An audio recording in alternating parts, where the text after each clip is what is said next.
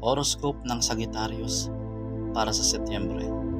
Ang buwang horoscope ng mga may zodiac sign na Sagittarius ay magdadala sa iyo sa isang magulo at masalimuot na paglalakbay. Ito ay dahil sa iba't ibang impluwensya ng mga planeta. Ang Jupiter ay susubukang magdala ng progreso at paglago, samantalang ang Saturn ay susubukang maghila sa iyo pababa.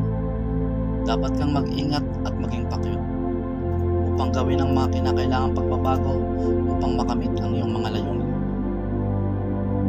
Ang iyong love horoscope para sa Setyembre ay nagbibigay pangako at pagpapabuti sa iyong relasyon.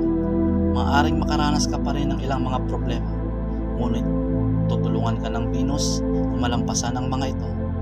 Bukod dito, kailangan mong mag-ingat sa paggawa ng mga mahalagang desisyon at laging isama ang iyong kasintahan sa proseso. Hinihikayat ka ng iyong kasintahan na magpatuloy sa relasyon.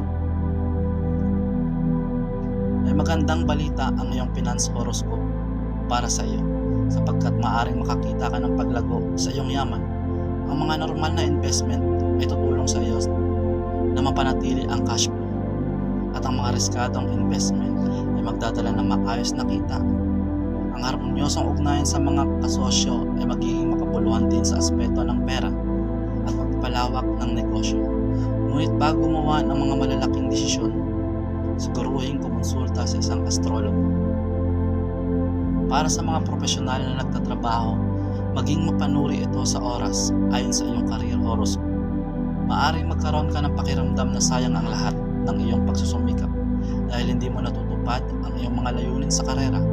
Sa halip na mag-focus sa mga resulta, kailangan mong maglaan ng pagsisikap sa pagbuo ng isang harmonyosong ugnayan sa iyong mga kasamahan sa trabaho at mga nakakatanda na mas makakabuti kaysa sa paglipat ng trabaho.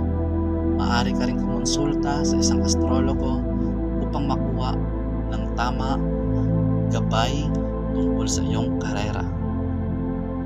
Sa wakas, may magandang balita ang health horoscope para sa mga may zodiac sign na Sagittarius. Maaring makakuha ka ng ginhawa mula sa iyong mga dati ng mga problema sa kalusugan. Magkakaroon ka din ng pagpapabuti sa iyong mental na kalusugan upang mapanatili ang stable na kalagayan ng iyong kalusugan. Kailangan mong sundan ang isang tamang diet, ehersisyo, meditasyon at mga check-up sa kalusugan.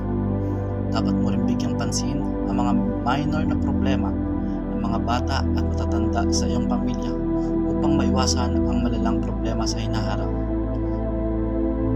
Tips para sa Setyembre na dapat mong sundan: magiging mas spesipiko ka sa iyong mga layunin at hakbang na kailangan gawin upang makamit ito.